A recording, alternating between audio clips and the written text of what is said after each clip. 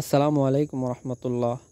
আজকে আমি আপনাদেরকে দেখাবো আমার ছাগলের সাধারণভাবে যেভাবে খেতে দেই সেই বিষয়টি ইনশাআল্লাহ। যেভাবে দেখা যাচ্ছে বিষয়টি আমি কিন্তু ঠিক এভাবেই প্রতিদিনই খেতে দেই। আসলে যেই ঘাসগুলো দেখা যাচ্ছে এগুলো আসলে আমি মাটি থেকে কেটে নিয়ে এসেছি। কেটে আনার পরে ভ্যানের উপরে ছেড়ে দিয়েছি, ছাগলের ইচ্ছে মতো খাবে। খাওয়ার পরে যেগুলো অবশিষ্ট থাকবে সেগুলো আমি আমার গরুকে দিয়ে দেই। বাকি অবশিষ্ট খাবারগুলো গরু খুব ভালোভাবে খেয়ে নেয়। ছাগল কিন্তু কোনো সময় একটা খাবার একেবারে সম্পূর্ণভাবে খায় না, ওরা কিন্তু নষ্ট করেই। আর ওদের অভ্যাসই এটা, যত ভালো খাবারই দেন ওরা নষ্ট করবেই।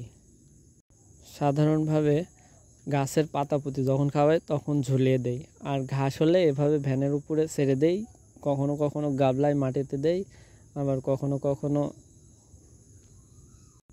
ঘাসের সাইজ যদি বড় হয় তাহলে ঘাসও বেঁধে ঝুলিয়ে দেই, তাহলে তারা নষ্ট একটু কম করে। আর নষ্ট করলেও সেগুলো চুর করে পরে গরুর সামনে নিয়ে গিয়ে দিলে গরু সেটাকে ভালো করেই খেয়ে নেয়।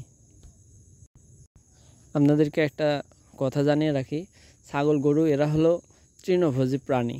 এদেরকে দানাদার খাবারের চাইতে তৃণভোজী মানে ঘাস লতা পাতা খাওয়াবেন, তাহলে এদের হবে ভালো, গ্রোথটা আসলে ভালো আসবে। আমি দানাদার খাওয়াতে নিষেধ করছি না, আপনাদেরকে দানাদার খাবারও খাওয়াবেন, কিন্তু সব সময় না। সব সময় চেষ্টা করবেন ঘাস লতা পাতা বেশি খাওয়ানোর। যেহেতু তারা তৃণভোজী প্রাণী, তাহলে তাদেরকে তৃণভোজী খাদ্যই প্রদান করা উচিত। আমার ছাগলকেও আমি দানাদার খাবার খাওয়াই, তবে এখন দেখাতে পারছি না, আপনাদেরকে আন্তরিকভাবে দুঃখিত। তবে আরেকটা ভিডিওর মাধ্যমে আমি আপনাদেরকে কতটুকু পরিমাণ দানাদার খাবার আমি এই 7টি ছাগলকে খাওয়াই আপনাদেরকে দেখাবো একদিন ইনশাআল্লাহ।